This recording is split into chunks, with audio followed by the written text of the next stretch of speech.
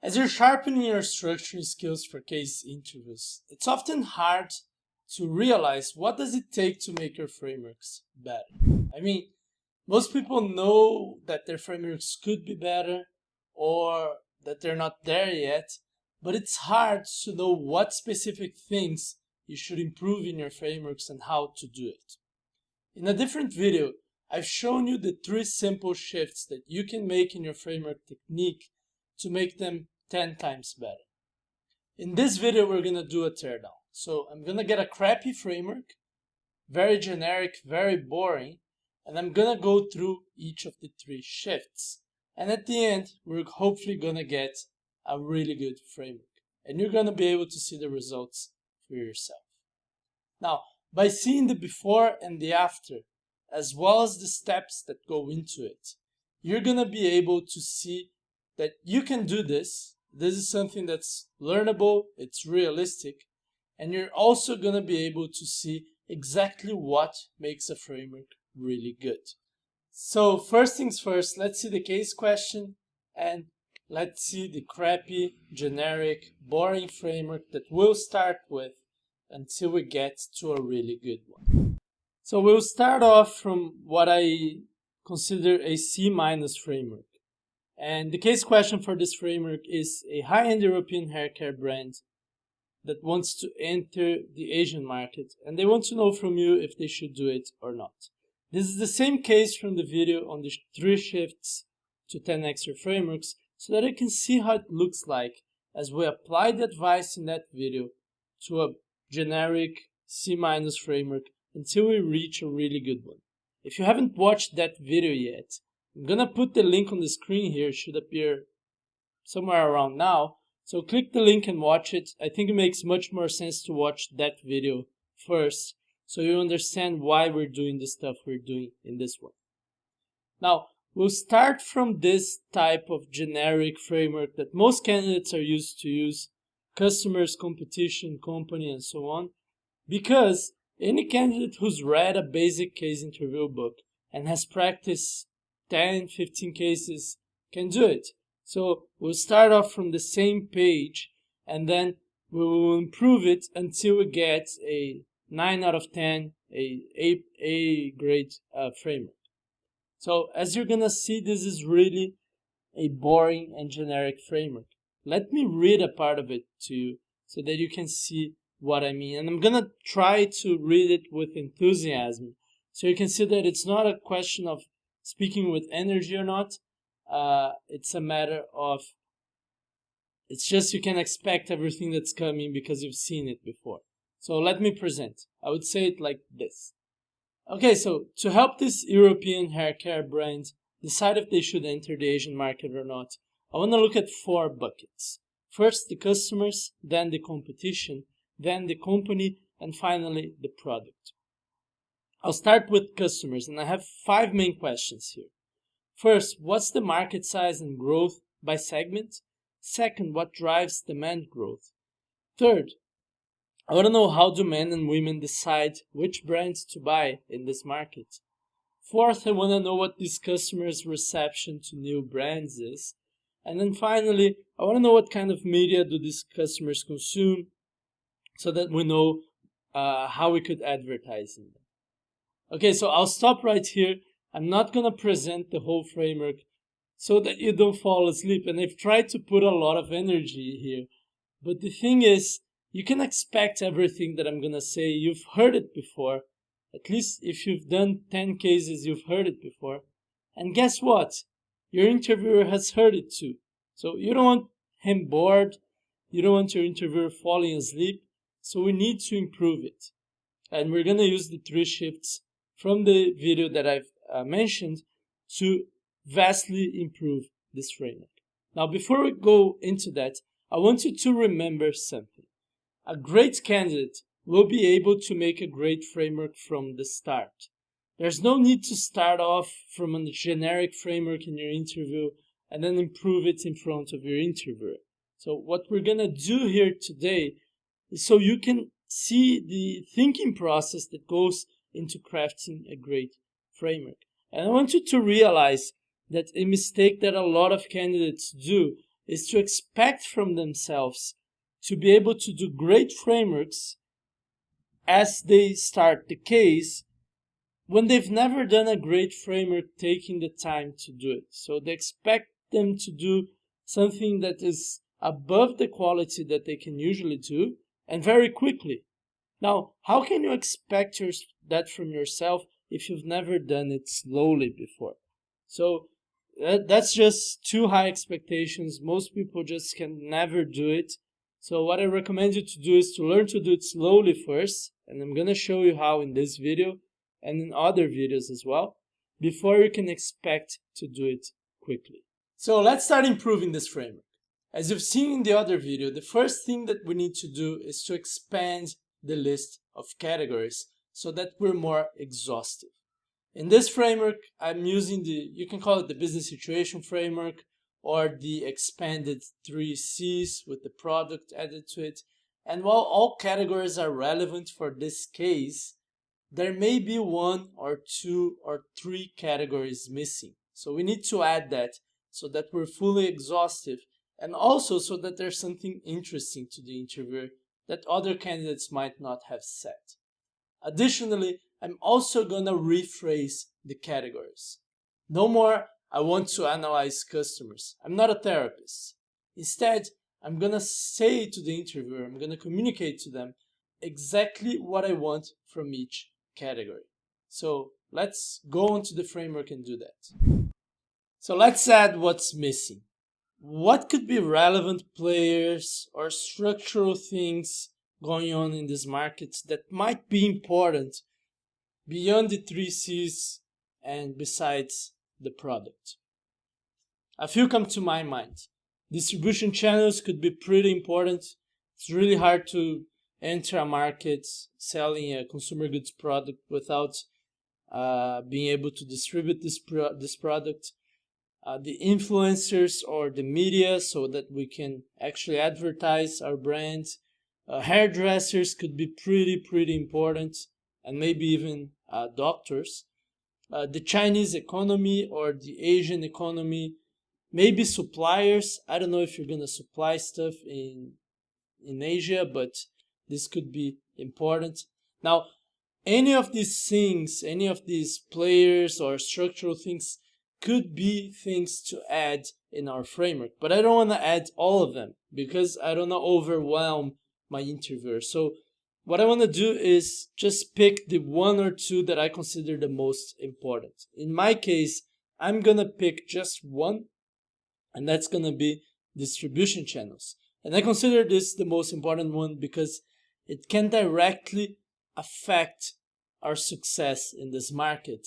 And they may have some power over us. I mean, they may block our entry in certain regions.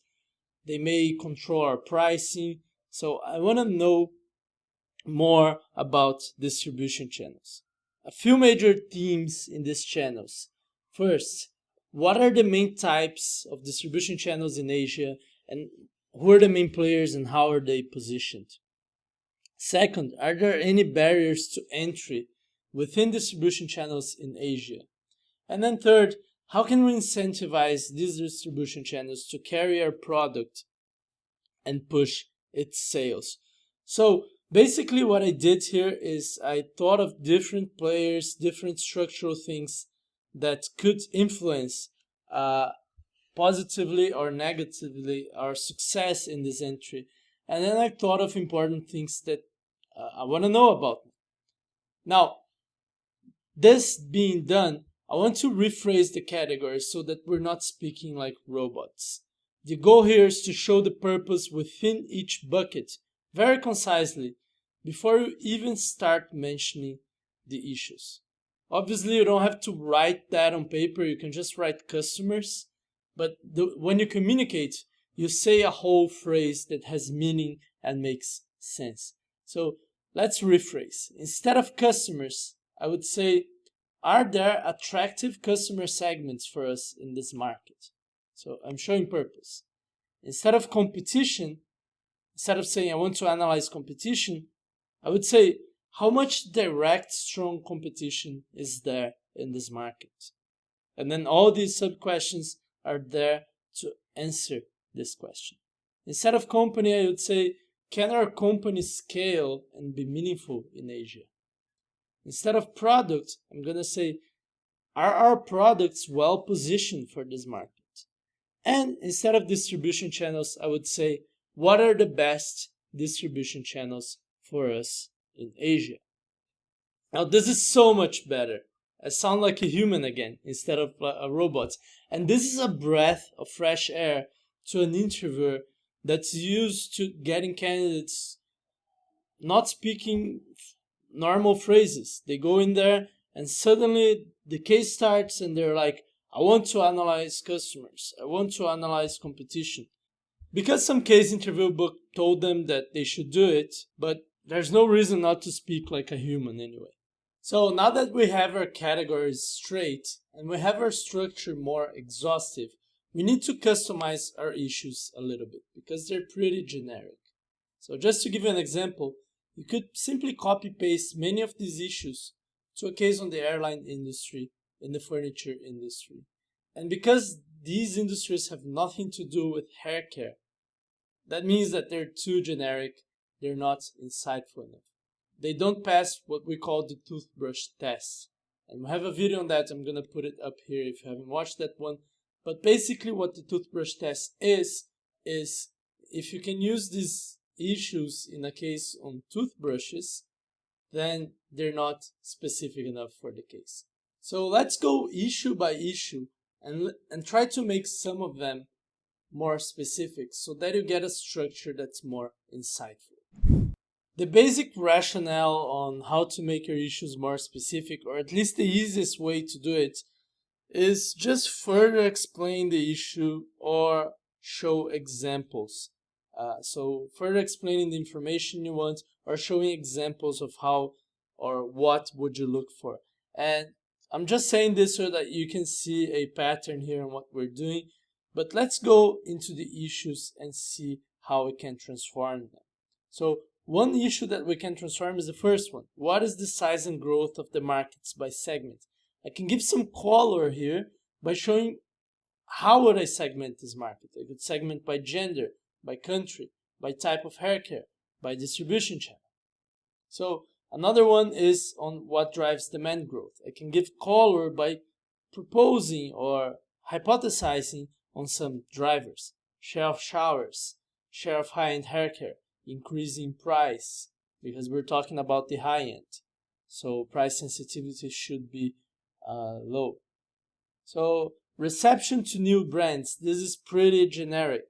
But I can further explain this information saying, how have recent high-end CPG Western brands been received? So I'm getting more specific. I'm talking about consumer packaged goods, Western, high-end.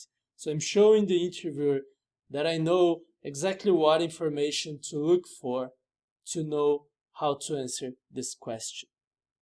Another one, what kind of media do they consume? I can propose types of media, social media, so that I show that I know that most media growth comes from social media nowadays. Or WeChat, just to show that I read and I'm aware that WeChat is huge in China. How are competitors positioned? I can propose some positionings. Maybe one of them is positioned on repairing the hair. Another one is positioned as best for health. Another one is science-based. So I can show that I can see that different brands position themselves in different ways. This shows business sense. What channels do our competitor use? And I can detail that, saying what is their shelf space per channel? What is the pricing of them at each channel? And here I can show that I understand something about retail. So I know that people price or companies price their products differently at different channels. I can show that shelf space is something important. So I'm again showing things specific to this industry. Now, all of this that I've mentioned so far, it wouldn't work for airlines. Most of it wouldn't work for furnitures either. Can competition block us from entering this market? I can say potential sources for blockage. So for example, Do they have relationships with the distribution channels or with the media so that they can block us from entering important distribution channels or advertising in important media vehicles? Say specific things about the issues right afterwards you mention the issue. And by the end of this video, I'm going to present the really good framework that we're building, and you're going to see how I communicate these things. Now, another one. How is our brand recognized by affluent Asians? I can give examples of how they might recognize. Is it a premium brand, or do they recognize us because of the quality of the product, or because of the celebrities that endorse this product? Maybe they see the celebrities and they associate with the brand. Can we make shampoo that's great for Asians? Here I can mention hair type, genetics, different styling. So I'm saying specific things that might influence why a certain shampoo that might be popular in Europe, that might be effective in Europe, could not be effective in Asia. And actually, I should have said hair care instead of shampoo, because there's more things to hair care. But anyway, that's a minor mistake. How can we position our products? And here I can explain the interviewer that I'm looking for an answer with the goal of getting high market share. So how can we position our products as generic? How can we position our products to get high market share? Shows that I understand that in this market, hair care, getting high market share is important for a variety of reasons. What do people think about our product? I can mention specific people that I want to think something about the product. Dermatologists, influencers, and so on. What are the main types and how are the main players positioned? And I can mention some main players or types of players. Supermarkets, drugstores, and I'm still open for store formats that are specific to Asia. I know 7-Elevens are huge there, but I'm still open to the generic, to the other things, but I'm specifying just to show the interviewer exactly what I'm asking.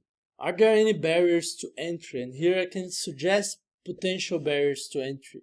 Shelf space limitations, paperwork, cash. We need to invest a lot of cash to enter the distribution channels because they demand money from us. Maybe we need connections.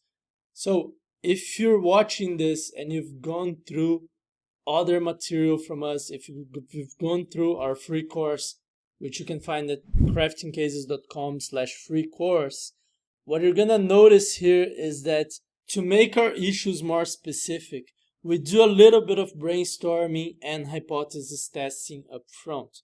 Just a little bit, not a full brainstorming structure, not a full test, but we do a little bit of those things up front. When you do this, when you make your issues more specific by using examples, by further explaining the information, you show two things to your interviewer. First, you show you're thinking about high-end hair care in Asia. You're not robotically spitting out a framework from a case interview book. And this is really important because you need to show you're thinking about the specific problem.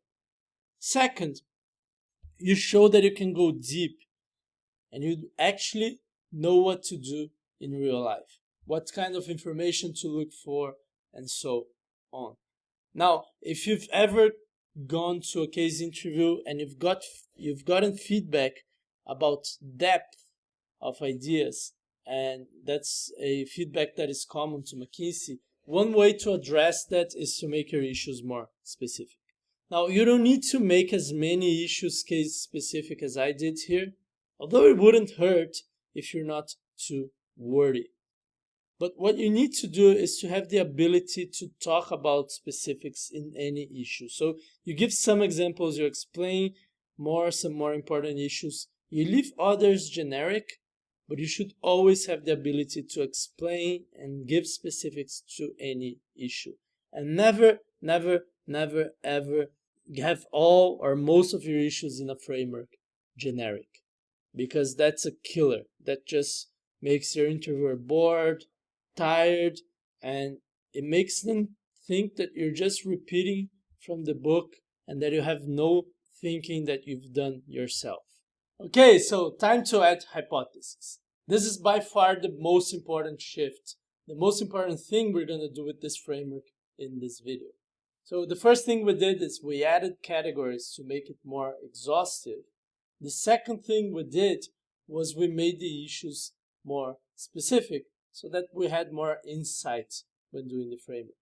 The third thing is to add hypotheses, and hypotheses are important because they explain why you need each piece of information, why you're asking each question, why you have each issue. And this shows purpose. Now, purpose is important because first, your interviewer, they don't want to go after data that you don't need or really go around in circles and not know what you're doing or why you're doing it. But second, because they can't read your mind. You may have the most insightful issue, the most brilliant issue that they've ever seen, but unless you tell them why you're asking that, what's the hypothesis behind, they can't really know if you're asking that question for the right reasons. So if you had to choose one of the three things we're doing with this framework, go with the third. Add hypothesis, explain why you need each of those things. And you can do that regardless of if you're using the word hypothesis or not. The key here is just to show why. Let me show you how to do it. So as I look into the framework, and I have the 5 categories, so I've expanded the number of categories, and I have the specific issues. I'm looking for purpose. I'm looking for the why of me asking these questions. I kind of know why these questions are relevant when I ask them, but I haven't made the purpose for asking these questions in this specific case specific. So that's what I'm looking for. Now, the first hypothesis that I see underlying these questions is within the first and the second issue in the customer bucket. So market size and growth by segment and what drives demand growth. And this hypothesis is that Asia is a huge growth market at the high end. And what that means is that in the future, a huge chunk of the high-end hair care market is going to be in Asia. So see, there's a cause and a consequence. Cause, Asia is a huge growth market at the high end. And I didn't write the consequence, but it's important to communicate to the interviewer that the consequence is that this is going to be a even larger market and a huge share of this industry in the world in the future. So we should be in if that is the case. Now, by looking into the issues number 3 and 4, how do women and men decide which brand to buy and their reception to new brands, I see another underlying hypothesis. And that is that customers are receptive to new brands and are willing to try new products from abroad. So that would make our entry easier. We have receptive customers that are willing to try new things. So this shows the purpose of asking these 2 questions. So by asking these 2 questions, I'm trying to assess if this hypothesis is true or not. And if this hypothesis is true, then it's a contributing factor for us to enter the market. Now, looking at the first and second issues within competition, how are the competitors positioned and how much share do they get from each segment, I see another underlying hypothesis. And that is that there are high potential, unexplored positioning opportunities in this market. Now, I may not be able to have a full answer for this hypothesis just by looking at these 2 issues, but by seeing how the competitors are positioned, I can see if there are holes in the market. And by looking at how much share they get from each segment, I'm looking at an imperfect pairing. So a competitor that's positioned for repairing, but not science-based stuff, getting share from a segment that's looking for scientific innovation in products. I'm kind of making this up. I don't know if there is a segment like that, but it's just to explain the hypothesis and the reasoning that goes behind it. Now, another hypothesis that I see here, and that's within company issue number 2, how is our brand recognized by affluent Asians? The hypothesis underlying this issue is that our brand has what it takes to take advantage of one of those positionings. So if in the last hypothesis I was looking for high potential unexplored positioning opportunities, in this new hypothesis I'm checking if our brand has what it takes to take advantage of one of those. Now, within the 3 issues regarding products, can we make shampoo that's great for Asians? How can we position our products? What do people think about our product? I see an underlying hypothesis that our product has unique technology or characteristics that are a great fit for this market. So here I'm looking not at positioning specifically, but I'm looking at technology, at characteristics, and the hypothesis that there is a great fit between our product and this market. And if that's true, of course, it would make a stronger case for our entry.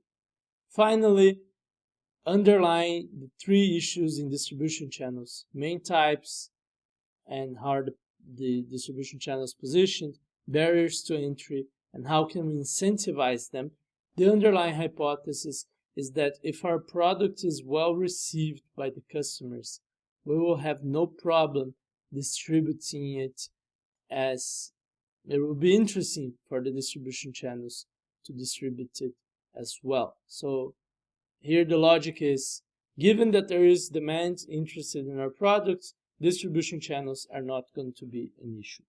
And I test this hypothesis by asking those 3 questions. So I wouldn't say these hypotheses are particularly strong. I mean, you can make them much stronger, and I'll show you how to do this in another video where I show a 10 out of 10, the best framework I can do for this very case, and I'm gonna try to make YouTube put this video right after this one that you're watching. So there are better ways to create hypotheses and to phrase them, but this is good enough. It shows purpose, and most of all, it explains to the interviewer why you're asking these issues. Because the null hypothesis, the assumption that the interviewer has of almost all candidates, of every candidate actually, when you get to interview room, is that you're saying those things because you've read somewhere, and they have this assumption, they have this null hypothesis because that's their experience, right? Most candidates just go there and start talking about issues that they've read in some book, but then when they get tested a bit, the interviewer can see that they're not really thinking about the problem, and that they don't have a real purpose in asking those questions. They might not even know why they're asking those questions. But by showing the hypothesis, by showing the why of each issue, as I did here, you can show your interviewer that you have a reason to ask this, and it shows that you're thinking about this problem. Even if the hypotheses are not the strongest one, but they at least have a cause and a consequence and a way to test it. So there we have it. We went from a framework that's a 4 out of 10 to one that's an 8 or 9 out of 10. A lot of improvement. This new framework is much more exhaustive, insightful, specific, and purposeful than the other one. And I truly think that if we went through the issues, if we went through the hypothesis, and we did the analysis that I suggested in this framework, we'd reach a pretty strong conclusion of whether this company should enter this market or not. What's missing for this framework to be a 10 out of 10? It should be more to the point. As I've said, I'm gonna put a video showing how to solve this case with a different technique so that it's as specific, as insightful, and much, much more to the point. Now, to do that, we need to use a different technique. We can't just expand on and adapt a generic framework.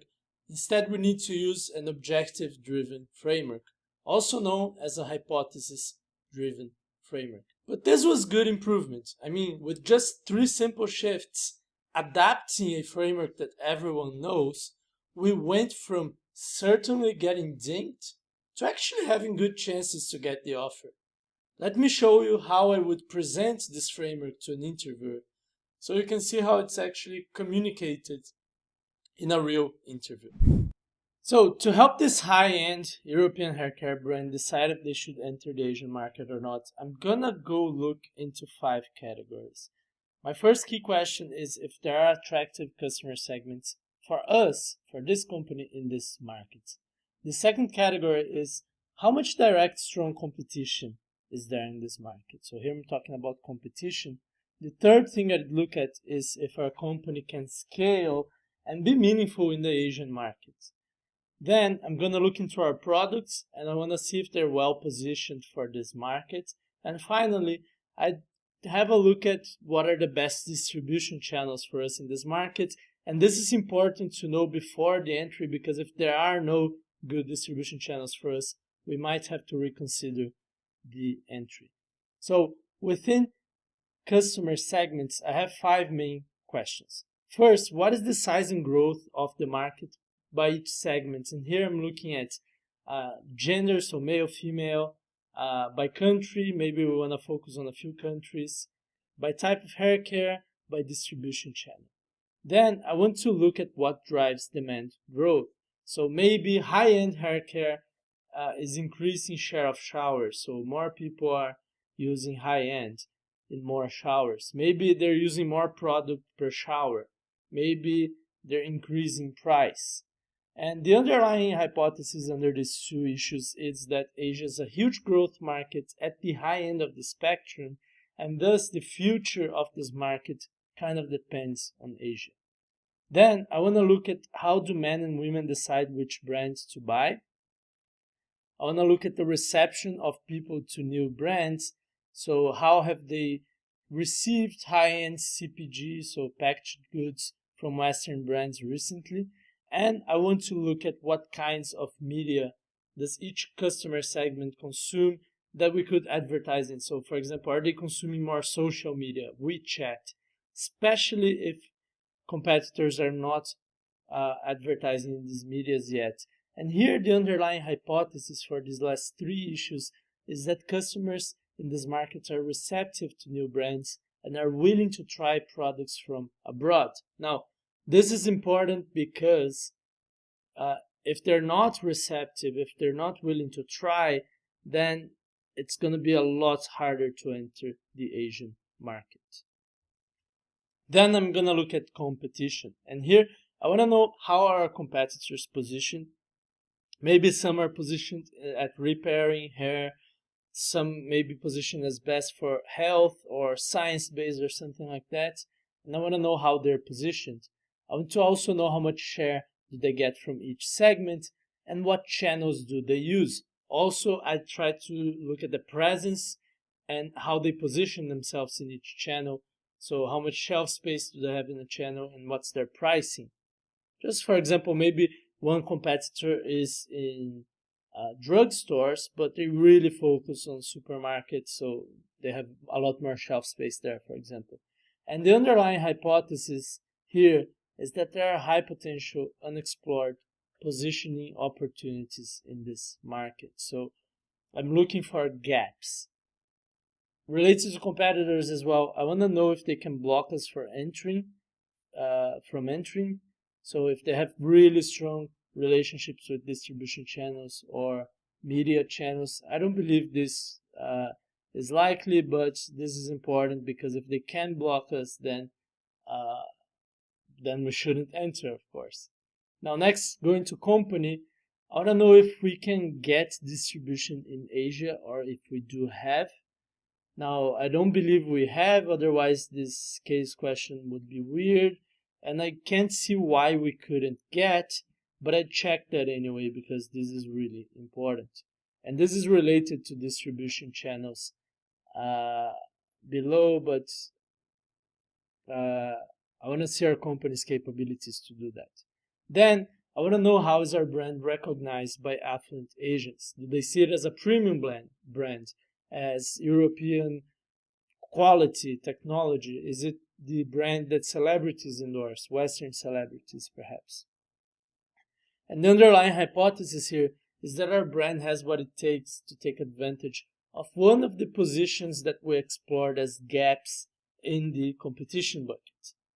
Finally, within company, I want to see if we can scale manufacturing and distribution enough so that it's cost effective to enter Asia. I believe that there would be economies of scale here, so I don't see this as a problem, but it would be nice to see how does manufacturing and distribution scales as we grow in Asia, which is a huge market. Now, moving on to product, I want to see if we can make or do have great shampoo and other hair care products that are great for Asians. And I'm considering here that they might have different hair type due to genetics or different styling. So just want to, I don't know if there's a difference in the products, but if there are, we want to be sure that our product is really good for them, or that we can make products that is good for them. Also, I want to know how we can position our products to get high market share. So I'm talking about pricing, I'm talking about how we communicate those products to maximize the market share we get in a given strategy. And finally, I want to know, what do people think about our products? And I'm talking about Asian dermatologists, influencers, people like that who might have an influence in how we enter this market. And the underlying hypothesis behind all of this in the product bucket is that our product has some unique technology or characteristics that are a great fit for this market. So maybe we have a product that's great for the styles of hair that Asians use, and actually some dermatologists they know about our product because it's so good, but they can't recommend because we're not in the market yet. Then I'm going to distribution channels, and there are 3 key questions here. First, I want to get a lay of the land and know what are the main types of distribution channels, how are the main players positioned. So are we tackling supermarkets, drugstores? Is there a different type of distribution channel that we're not considering yet? Then I want to know if there are any barriers to enter these distribution channels. So maybe they have limited shelf space, maybe there's a lot of paperwork, so it would take us 6 months to enter. Maybe they ask for cash in advance. Maybe we need the connections. So I'm sure as a high-end brand we may be able to overcome these barriers, but it's important to know if they exist. And then I want to know, how can we incentivize these distribution channels to carry our product and move our sales forward? So can we give them better pricing, better incentives in some way? And the underlying hypothesis here is that if our product is well received by the customers, then we'll have no problem distributing it, as it will be interesting to distribution channels as well. But if this hypothesis proves false, then it could be the case that it makes no sense to enter Asia because of these distribution channels, although I think this is highly unlikely. Now, given all of this, I want to start with the demand side, and I want to see the first 2 hypotheses and test them first. First, if Asia is indeed a huge growth market at the high end of the spectrum, or if they don't care about hair care too much and they're really only the budget market grows there. And second, if customers are receptive to new Western brands willing to try new products. Now, this was kind of long. I took about 8 minutes to go through the framework. But in a real interview, it would have been shorter. You and probably I wouldn't have thought about as many issues. We wouldn't have used as many examples, and we could have omitted some of the hypotheses and only have them in the back of our heads in case the interviewer asked about it. And they probably will ask about the hypothesis underlying your issues. Now, another way to make the framework shorter, as I've mentioned, is to use an objective-driven framework, which you're going to see in the video up next. But the thing here is, Even though it took a bit of time and it would have been shorter in a real interview, we went from a really crappy framework, and honestly it was just a bunch of generic bullshit, into something that's actually useful. We got a framework that's actually thinking about the problem. It's being specific. It's being insightful. So, as I've said before, before you expect to do something quickly, you need to know how to do something slowly, right? Otherwise, you're just expecting two difficult things from yourself, doing something well and doing something quick. Better to start with well than to start with quick, because once you master it, quick becomes easy. So the question that should come to you now is, how do I practice this? And one simple way is just get these 3 shifts. Now you've seen an example of this applied, and go through your past frameworks and implement them, or try to implement in your future cases. Now, a better way, or a way that's more convenient probably, is to go to our free course on case interview fundamentals, which you can find at craftingcases.com/free course. In this course, we're going to go into more detail on how to do step-by-step frameworks like this, and objective-driven frameworks as well. And also you can see real examples of real cases with real answers given by me, given by Julio, so that you can compare your answers with. If you're watching this video as I put out, hit subscribe and the alarm bell button so you get notified when I put out the other video, which is going to be a short one, probably 5 or 10 minutes, showing me building an objective-driven framework for this very case. So you can see how you can see a short framework that's as insightful, or more insightful, more specific, and much, much more to the point for the same case.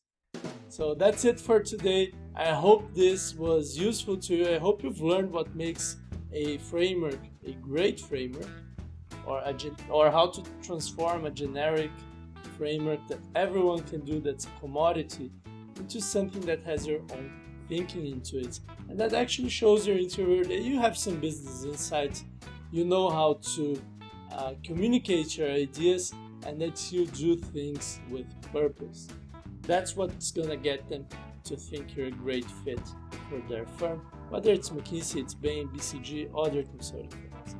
So I hope you've enjoyed, I hope you've learned something, and I'll see you in the next video.